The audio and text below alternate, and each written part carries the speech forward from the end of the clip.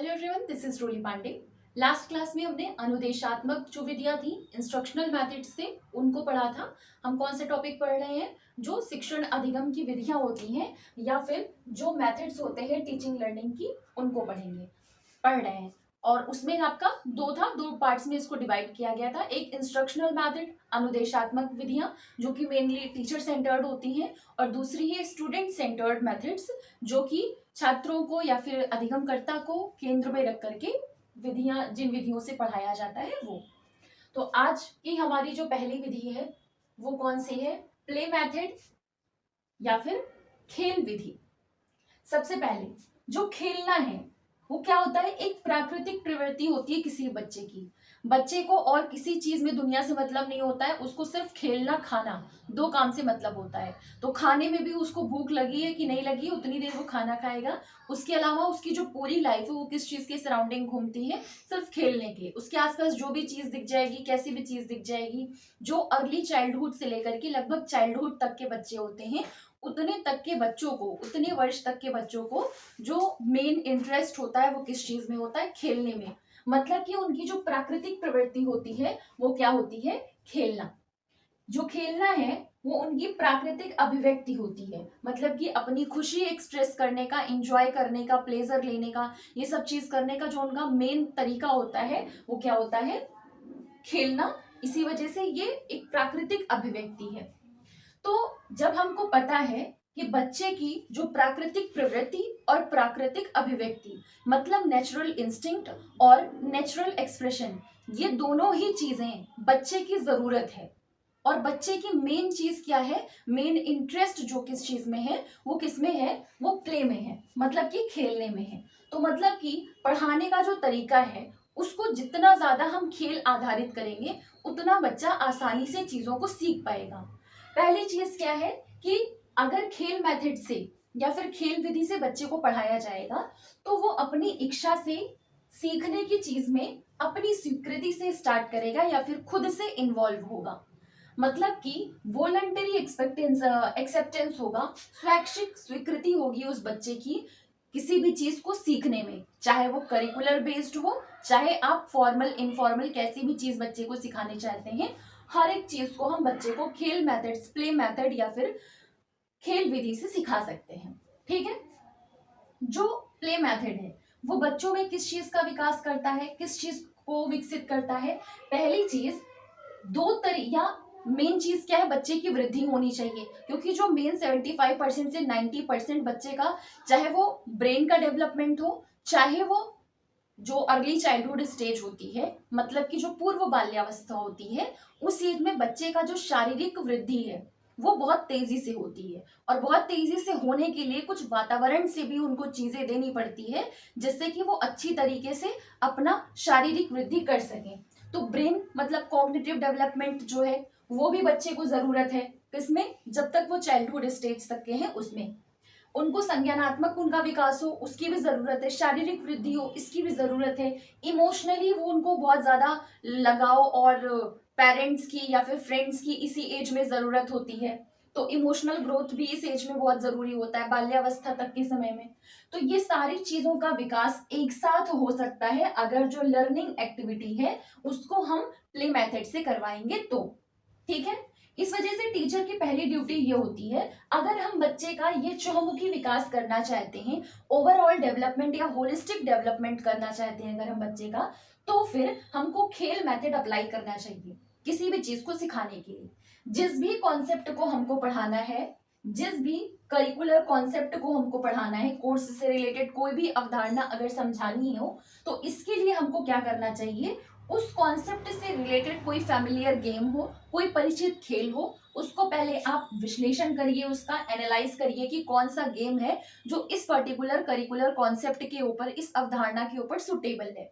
तो खेल को एनालाइज करने के बाद आप अगर बच्चे को वो कॉन्सेप्ट समझाने की कोशिश करेंगे तो बच्चा खेलने के साथ इंजॉय करेगा, और इंजॉय करने के साथ ही साथ वो उस कॉन्सेप्ट को भी आसानी से सीख जाएगा। ठीक है। तो मतलब हम कह सकते हैं जो प्ले मेथड है वो चाइल्डहुड तक के बच्चों को, जो एलिमेंट्री लेवल के बच्चे हैं, उनको सिखाने के लिए बेस्ट है।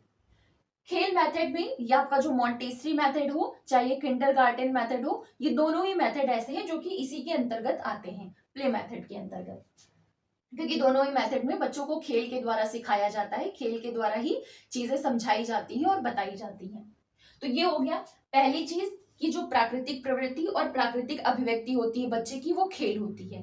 तो बच्चे की इंटरेस्ट को ध्यान में रखते हुए हम उनको जो भी चीजें सिखाएंगे वो किस आधार पे सिखाएंगे, गेम या फिर प्ले के आधार पे सिखाएंगे। क्योंकि खेल से बच्चे की हर एक तरीके का डेवलपमेंट हो सकता है, इस वजह से प्ले मेथड से या फिर खेल विधि से बच्चे को कोई भी कॉन्सेप्ट सिखा करके हम उनका चहुमुखी विकास कर सकते हैं। जो भी करिकुलर कॉन्सेप्ट अगर पढ़ाना है, जो भी पाठ्यचर्या संबंधी अवधारणा हमको पढ़ाना है बच्चे को, उससे संबंधित पहले आप विश्लेषण करिए कि कौन सा गेम है, कौन सा प्ले है जो कि उस पर्टिकुलर कॉन्सेप्ट के लिए सुटेबल रहेगा। उनको आप सर्च करिए, एनालाइज करिए, उसके बाद बच्चे को जब आप खेल के थ्रू सिखाएंगे तो वो खेल को एंजॉय करते हुए साथ ही साथ कॉन्सेप्ट को भी सीख जाएगा। ठीक है।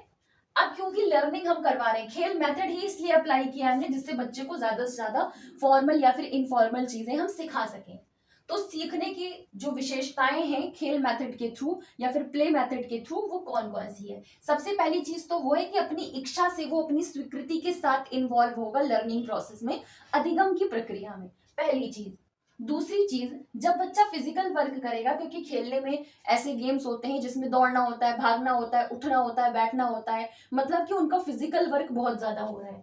तो फिजिकल वर्क जो है उनका, वो इंजॉयबल एक्सपीरियंस में बदल जाएगा। उनको ऐसे अनुभव मिलेंगे जो कि फॉर्मल भी होंगे और इनफॉर्मल भी होंगे, क्योंकि बच्चे ग्रुप में खेल रहे हैं, अकेले तो खेल नहीं रहे, बहुत सारे बच्चों के साथ खेल रहे हैं। तो उनका क्या होगा, जो कोलैबोरेटिव लर्निंग वगैरह आप जानते हैं या फिर कोऑपरेटिव लर्निंग वगैरह जानते हैं, तो क्लास में अगर हमको ये सब चीजें करानी है, बच्चों के साथ उनकी रिलेशनशिप अच्छी होगी, तो वो क्लास में चीजों को अच्छे से सीख पाएंगे और इंजॉय कर पाएंगे।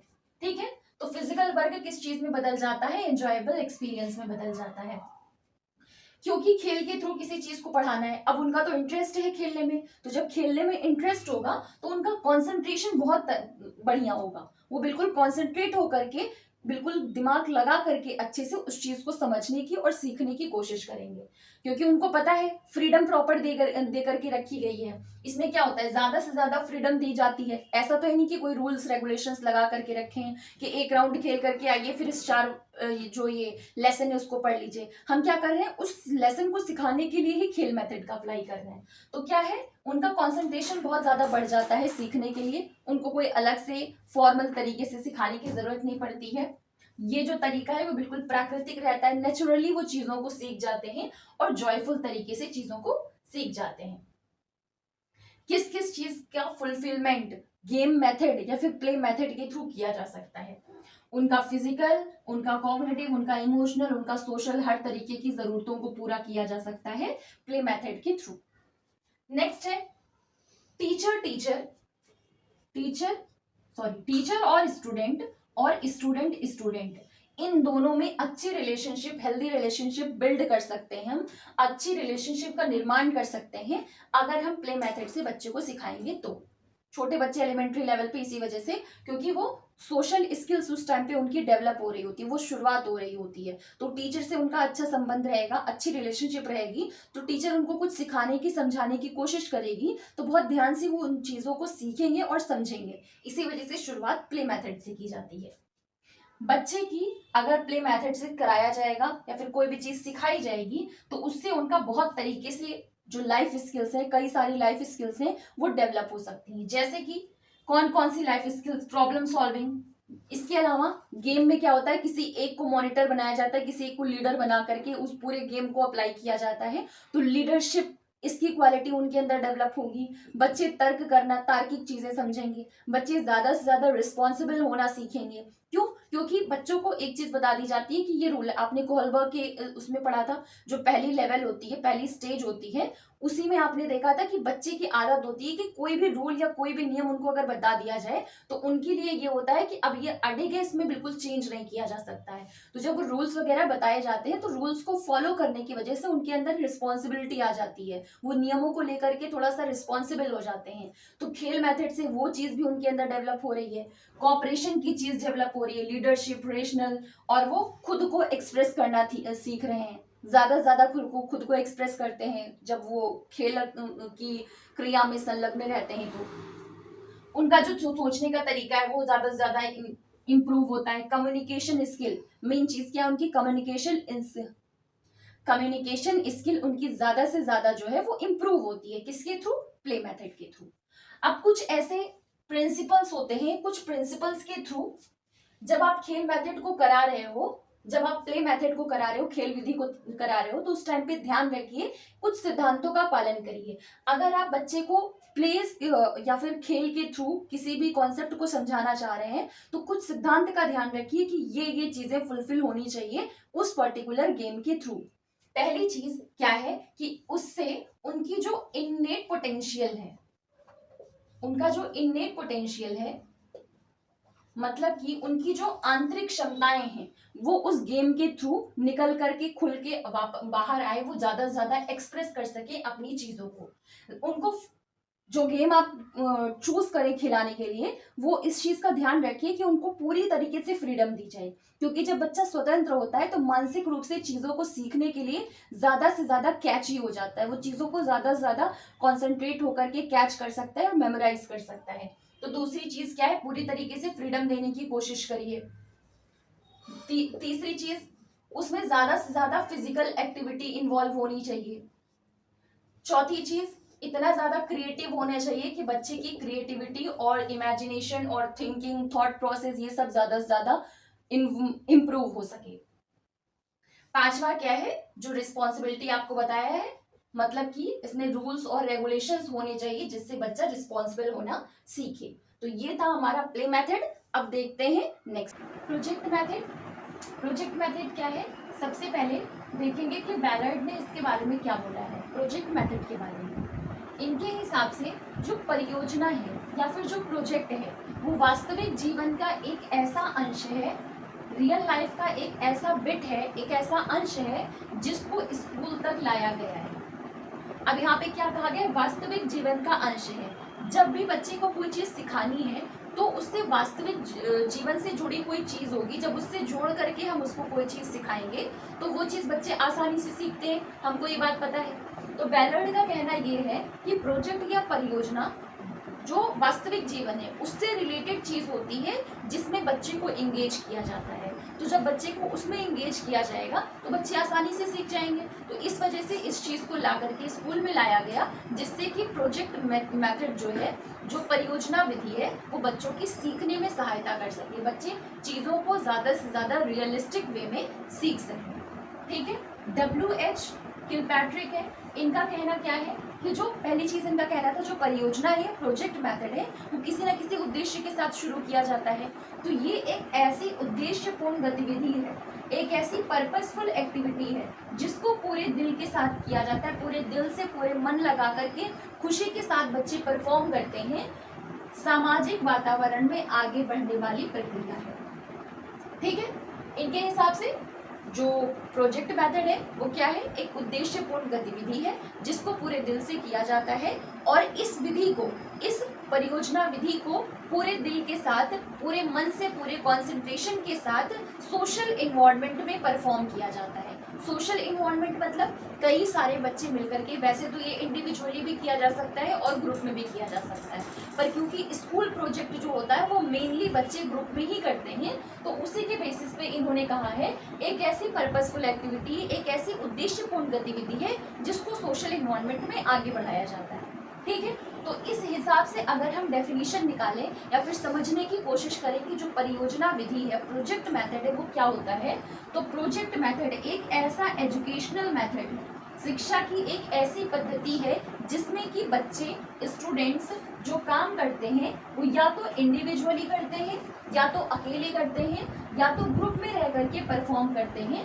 इसमें क्या होता है, जो रियल लाइफ प्रॉब्लम्स होती हैं, जो वास्तविक जीवन से संबंधित समस्याएं होती हैं, उन समस्याओं को बच्चे क्या करते हैं, उनका विश्लेषण करते हैं, और विश्लेषण करने के बाद किस तरीके से उसको सॉल्व किया जा सकता है, उस प्रॉब्लम को उस हिसाब से टैकल करते हैं। ठीक है। नॉर्मली प्रोजेक्ट मेथड क्या होता है, सबसे पहले पैरेट के हिसाब से देखें तो वास्तविक जीवन का एक ऐसा अंश है जिसको स्कूलों तक लाया गया है। क्यों? क्योंकि बच्चे जब कोई चीज़ रियल लाइफ से रिलेटेड चीज़ होती है उससे जोड़कर पढ़ाया जाता है या सिखाया जाता है, बच्चे आसानी से सीखते हैं। WH किलपैट्रिक ने क्या कहा, ये एक ऐसी उद्देश्यपूर्ण गतिविधि है जिसको बच्चे पूरे दिल से परफॉर्म करते हैं, सोशल इन्वायरमेंट में, सामाजिक वातावरण में की जाने वाली एक उद्देश्यपूर्ण गतिविधि है। ठीक है। इन दोनों से डेफिनेशन क्या निकलती है कि जो परियोजना विधि है, जो प्रोजेक्ट मेथड है, वो एक ऐसी शिक्षा की पद्धति है जिसमें कि बच्चे इंडिविजुअली या फिर ग्रुप में रह करके काम करते हैं।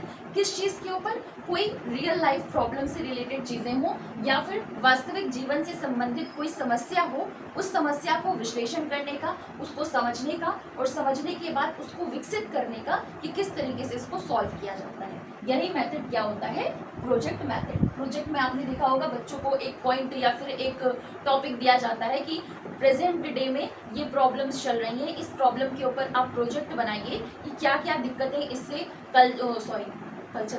इससे क्या क्या दिक्कतें हैं जो कि क्लाइमेट को हो रही है, इससे क्या क्या दिक्कतें पर्टिकुलर स्टेट में या पर्टिकुलर एरिया में हो रही हैं, उस प्रेजेंट डे थीम से रिलेटेड आप किस तरीके से टैकल कर सकते हैं, उसके ऊपर प्रोजेक्ट बच्चे बनाते हैं। तो यही होता है प्रोजेक्ट वर्क। प्रोजेक्ट मिल करके बच्चे सॉल्व करते हैं किसी पर्टिकुलर प्रॉब्लम को रियल लाइफ से जो जुड़ी हुई हो। ठीक है। इसमें एक चीज़ क्या है कि जो प्रोजेक्ट मेथड कराया जाता है उसको कहा जाता है इतने टाइम को या फिर इस डेट को आपको ये प्रोजेक्ट प्रेजेंट करना है। आप भी क्लास में होंगे, छोटी क्लासेस में 7th 8th 9th 10th 11th 12th में, तो आपने भी प्रोजेक्ट बनाया होगा। तो प्रोजेक्ट वर्क में क्या होता है कि इस डेट को इसको रिप्रेजेंट करना है इनके आगे या फिर इस स्कूल में जा करके, मतलब कि किसी ना किसी लिमिट में, समय सीमा में रह करके आपको वो प्रोजेक्ट पूरा करना रहता है। तो ये जो कुछ भी एक ऐसी शिक्षा की पद्धति है जिसमें कि समय सीमा के अंदर इसको पूरा करना होता है। पर क्योंकि रियल लाइफ से जुड़ी हुई होती है, बच्चे सोशल इन्वायरमेंट में साथ में मिल करके इस एक्टिविटी को परफॉर्म करते हैं, इसलिए बच्चा इसके थ्रू बहुत अच्छा सीख सकता है। इसीलिए स्टूडेंट सेंटर्ड मेथड। इंडिपेंडेंटली काम करते हैं, ग्रुप में काम इंडिपेंडेंटली भी कर सकते हैं, ग्रुप में भी कर सकते हैं। लेकिन इसमें क्या होता है, जो पूरा प्रोजेक्ट बनाना है उसमें बच्चे आपस में डिवीजन कर लेते हैं टास्क का कि ये काम तुम कर लो, ये काम हम कर लें। इसमें क्या होता है, बच्चे बहुत सारी चीज़ें सीखते हैं, बहुत सारी चीज़ें, जैसे अपनी चीज़ों को मतलब कि सैक्रिफाइस वगैरह, अगर उनकी कोई किसी चीज़ को रिलेटेड उनको थॉट है कि ये चीज़ यहाँ पे ऐसी करनी चाहिए और सामने वाला बच्चा अपना सजेशन कुछ और दे रहा है, तो बच्चे मिल बांट करके सोचते हैं, एक प्रॉपर सोल्यूशन निकालते हैं कि किस हिसाब से इस प्रॉब्लम को हम लोग टैकल कर सकते हैं या यहाँ पे इस तरीके से काम कर सकते हैं। तो कोऑपरेशन की भावना बच्चे में विकसित होती है। इस वजह से भी कि जो प्रोजेक्ट मेथड है वो बहुत अच्छा माना जाता है। जो प्रोजेक्ट मेथड है उनकी कुछ विशेषताएं होती हैं, कुछ कैरेक्टरिस्टिक्स होती हैं कि इनके आधार पर प्रोजेक्ट बच्चों को देना चाहिए। पहली चीज़, किसी ना किसी ऑब्जेक्टिव के साथ प्रोजेक्ट टॉपिक देना चाहिए, कोई ना कोई उद्देश्य होना चाहिए उस प्रोजेक्ट के पीछे। दूसरी चीज़, ज़्यादा से ज़्यादा क्रियात्मक हो, बच्चे ज़्यादा से ज़्यादा ऑब्जर्वेशन करके, ज़्यादा से ज़्यादा एनालाइज करके या फिर इधर उधर से खोजबीन करके, डिस्कवरी करके उस पर्टिकुलर एक्टिविटी को करेंगे तो बच्चे और सीखेंगे। तो इसके हिसाब से क्रियात्मक या फिर एक्टिविटी से रिलेटेड होना चाहिए, वास्तविक दुनिया से रिलेटेड होना चाहिए, वास्तविक जीवन से संबंधित होना चाहिए। बच्चे को स्वतंत्रता देनी चाहिए टॉपिक बताने के बाद। अब जैसे भी तुमको ढूंढ ढांड के, जैसे भी मैनेज करके करना है, आप इस टॉपिक को कंप्लीट करो। तो उनको फुल लिबर्टी देनी चाहिए। बीच बीच में जब उनको हेल्प की ज़रूरत हो तो आप हेल्प दे सकते हैं एज अ टीचर। उस प्रोजेक्ट की कोई ना कोई योग्यता होनी चाहिए, उपयोगिता होनी चाहिए, उसमें एकीकरण होना चाहिए। मतलब कि कई सारे बच्चे जब मिल करके उस चीज़ को करेंगे तो बच्चे के अंदर एकीकरण की भावना आएगी, वो मिल करके काम करना सीखेंगे। तो इंटीग्रेशन, एकीकरण से रिलेटेड होना चाहिए जो भी आपका प्रोजेक्ट है। और प्रोजेक्ट ऐसा होना चाहिए या फिर प्रोजेक्ट के थ्रू क्या होता है, बच्चे की डेमोक्रेटिक वैल्यूज़ जो है बच्चे के अंदर वो बढ़ती हैं। तो ये था प्रोजेक्ट मेथड। अब देखते हैं इसमें कुछ स्टेप्स आते हैं, कौन कौन से स्टेप्स हैं जो परियोजना विधि के टाइम पे ध्यान रखना चाहिए या फिर अप्लाई करना चाहिए। अब स्टेप्स दे देते हैं कि परियोजना विधि के कौन कौन से स्टेप्स या फिर कौन कौन से चरण होते हैं। सबसे पहले प्रोजेक्ट के लिए या फिर प्रोजेक्ट मेथड के लिए सबसे पहले बच्चे को एक स्थिति प्रदान करनी होती है, मतलब कि एक सिचुएशन देनी होती है कि ये सिचुएशन है, इस सिचुएशन से रिलेटेड अब आपको प्रोजेक्ट बनाना है। मतलब कि पहले हमने क्या किया, एक सिचुएशन दी उनको, एक स्थिति दी कि ये दिक्कतें या ये प्रॉब्लम्स हैं जो कि चल रही हैं, ये सिचुएशन है, ये प्रेजेंट डे की थीम है, आप इसके ऊपर सोचिए और विचारिए। ठीक है, तो अब सिचुएशन उन्होंने दी। अब उस सिचुएशन में दूसरा काम क्या होता है बच्चे का कि चयन करना, सेलेक्ट करे कि उसमें प्रॉब्लम क्या है। एक प्रॉपर सिचुएशन बताई कि हाँ एक जगह ऐसी है जिस जगह पे लोगों को पानी पीने के लिए दिक्कत हो रही है, वहाँ पानी बहुत गंदा आ रहा है या लोगों को पानी पीने के लिए नहीं मिल रहा है। तो उन्होंने क्या किया, सिचुएशन दी।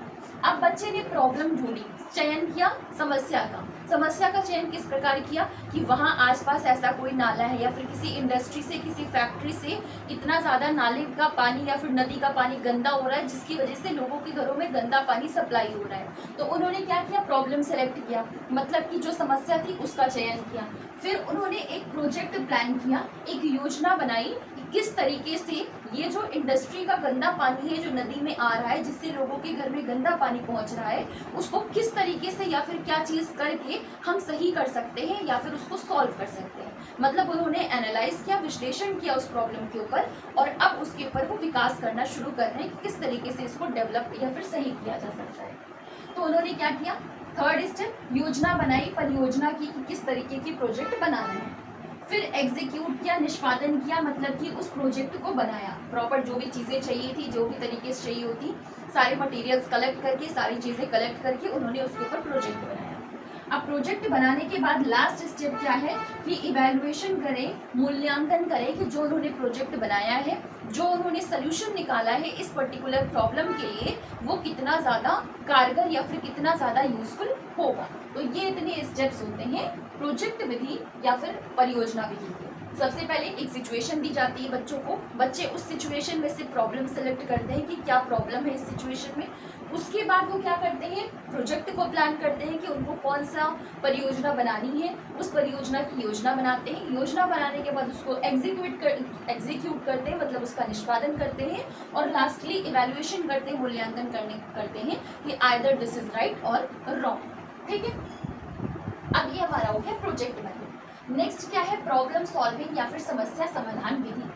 अब जो समस्या समाधान विधि है वो टीचर बच्चों को कब देती है, कोई भी कॉन्सेप्ट पढ़ाने से पहले टीचर का काम होता है कि उसको रियल लाइफ से रिलेटेड कोई सिचुएशन या फिर कोई प्रॉब्लम बच्चे के सामने समस्या रखे और बच्चे से कहे अगर आप इस सिचुएशन में होते या फिर ऐसी चीज़ें आपके साथ हो रही होती तो फिर आप इसको कैसे सॉल्व करते या फिर किस तरीके से आपका इसका आंसर होता सॉल्व करने का। तो प्रॉब्लम सॉल्विंग के लिए सबसे पहले टीचर बच्चे को एक समस्या बताती है और बच्चे से कहती है अब आप इस समस्या के ऊपर जो जो चीज़ें ऐसी हो सकती हैं कि सॉल्व करने के लिए इसके ऊपर अप्लाई किया जा सकता है वो आप अपने आप से करके और सॉल्व करिए। तो टीचर क्या करती है, प्रॉब्लम देती है और बच्चे ब्रेन स्टॉर्मिंग करके, विचार मंथन करके, इधर उधर से रिलेटेड, उससे रिलेटेड जितनी रेलिवेंट इन्फॉर्मेशन, जितनी सूचनाएं होती हैं उन सबको एकत्रित करते हैं। एकत्रित करने के बाद उसके ऊपर विचार करते हैं, थॉट उनकी प्रोसेसिंग चलती रहती है कि इसमें क्या और स्टेप लगाया जा सकता है।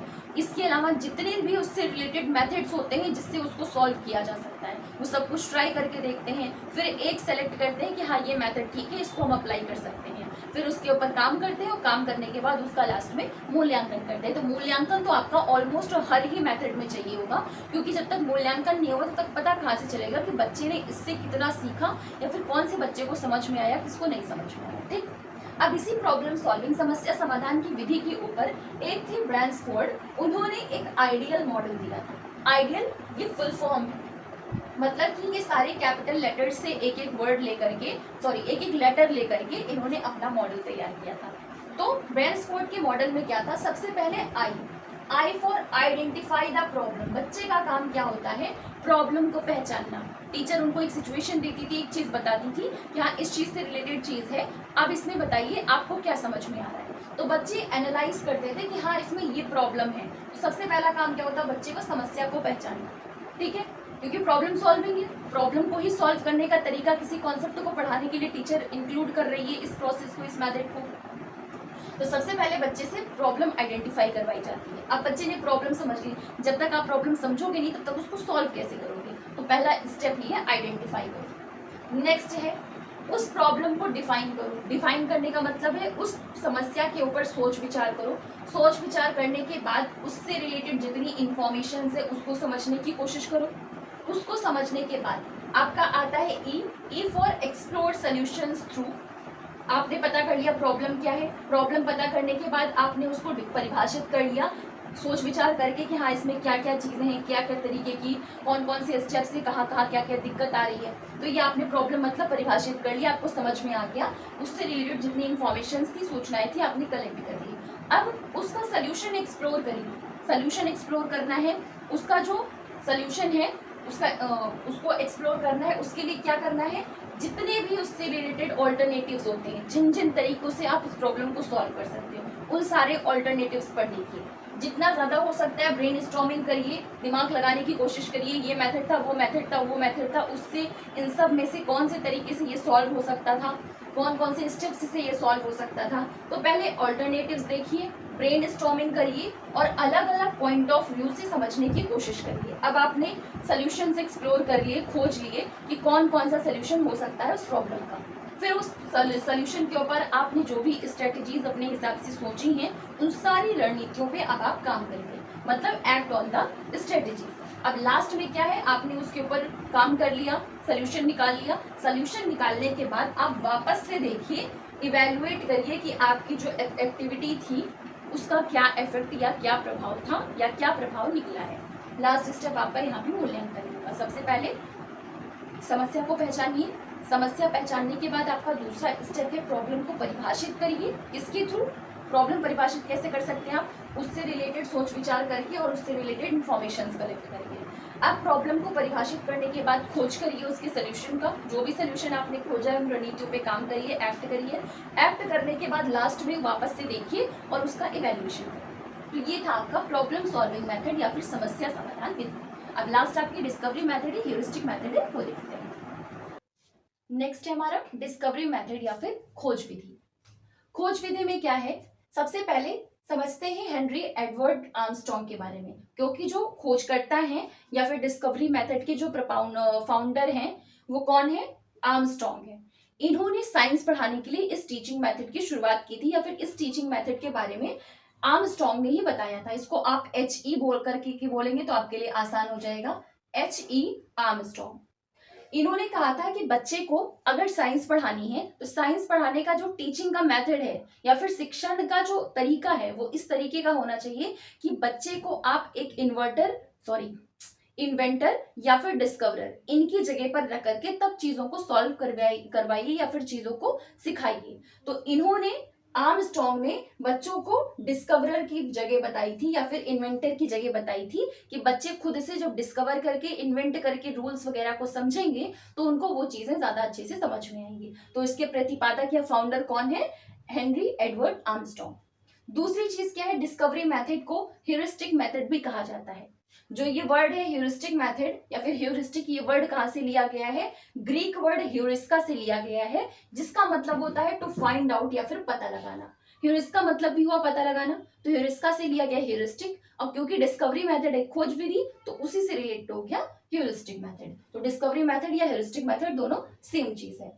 इसमें बच्चे का काम क्या होता है, बच्चा जो भी चीजें हैं, जो भी चीजें टीचर को सिखानी है वो क्या करती है, एक प्रॉब्लम बच्चे को देती है, उस प्रॉब्लम के ऊपर बच्चा सोचता है, एक्सपेरिमेंट करता है, ऑब्जर्वेशंस करता है, और ऑब्जर्वेशन करने के बाद उसके बीच में जो भी प्रॉब्लम्स वगैरह आ रही हैं उन प्रॉब्लम को सॉल्व करता है। प्रॉब्लम सॉल्व करने के बाद एक निष्कर्ष निकालता है, एक कंक्लूजन निकालता है। तो इसमें बच्चे का काम क्या होता है, ऑब्जर्वेशंस निकालना, अवलोकन करना, एक्सपेरिमेंट्स कंडक्ट करना, और इसके अलावा कंक्लूजन निकालना या फिर निष्कर्ष निकालना। तो ये था डिस्कवरी मेथड या खोज विधि। अब इसमें भी कुछ स्टेप्स होते हैं जो कि फॉलो करने पड़ते हैं खोज विधि को करते टाइम। सबसे पहला क्या होता है, बच्चों को एक प्रॉब्लम दी जाती है, एक समस्या दी जाती है, उस समस्या का बच्चा चयन करता है। समस्या चयन करने के बाद उस समस्या के ऊपर वो एक्सपेरिमेंट्स करता है और ऑब्जर्वेशंस करता है, मतलब कि प्रयोग करता है और अवलोकन करता है।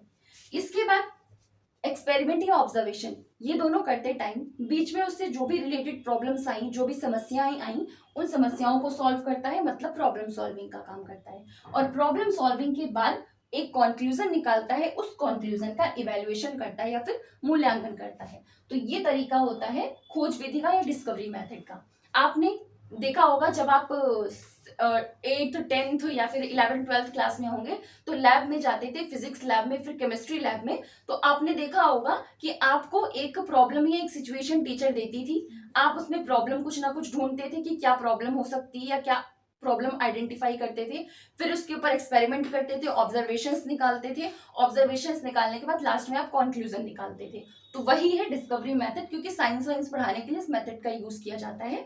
एलिमेंट्री लेवल पे भी थोड़ा बहुत इसका यूज किया जा सकता है बच्चे को सिखाने के लिए, समझाने के लिए, लेकिन मोस्टली ये साइंस वगैरह पढ़ाने के लिए यूज किया जाता है। ये था आपका डिस्कवरी मेथड, खोज विधि। अब ये ऑलमोस्ट जितने भी मेथड्स हैं टीचिंग के, लर्निंग के, ये सारे आपके कंप्लीट हो गए हैं। अब कल की क्लास में हम क्लासरूम इन्वायरमेंट डिस्कस करेंगे कि मतलब पढ़ाते टाइम शिक्षा का किस तरीके से या फिर शिक्षण प्रक्रिया के टाइम पे क्लासरूम का जो इन्वायरमेंट है, वातावरण है कक्षा का, वो किस प्रकार का होना चाहिए। तो मिलते हैं नेक्स्ट वीडियो में। Thank you.